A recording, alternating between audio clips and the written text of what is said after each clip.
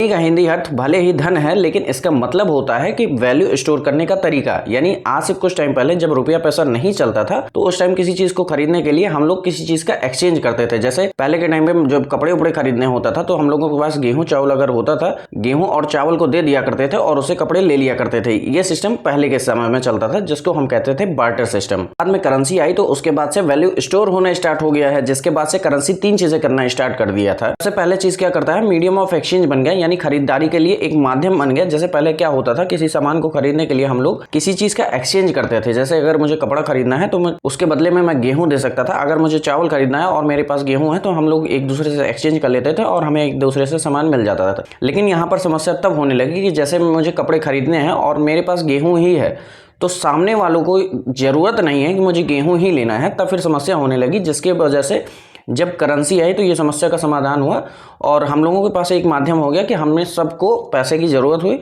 और हम पैसे के बदले सारा सामान देना लेना स्टार्ट कर दिए थे। और दूसरा जो सबसे मेन चीज़ आया था, स्टोर ऑफ वैल्यू। जैसे पैसा जो है, अगर आज मेरे पास 100 रुपये है तो वो महीने बाद भी 100 ही रुपये होगा और हो सकता है साल भर बाद में अगर मैं बचा कर रखा रहूँगा तो वो 100 रुपये ही रहेगा। लेकिन जैसे उस टाइम पर क्या हुआ करता था, जो चीज़ें हुआ करती थी उसके एक्सचेंज में हम सारी चीज़ें खरीदते थे। तो मान लो अगर मेरे पास दूध है और दूध का एक्सचेंज मुझे करना है तो दूध तो एक हफ्ते क्या एक ही दिन में फट जाता है, तो उसको तो वो तो खराब होने वाली चीज़ें हो जाती थी, तो इससे उसको हम बहुत ज़्यादा दिन तक स्टोर नहीं कर पाते थे।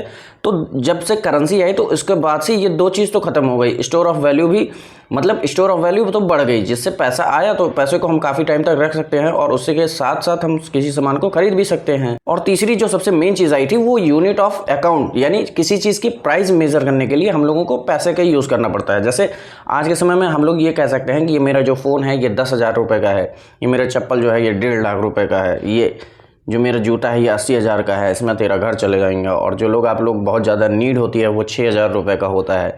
ये सारी चीज़ें हम लोग पैसे मतलब प्राइस डिसाइड करने के लिए भी रुपये का यूज़ करने लगे हम लोग।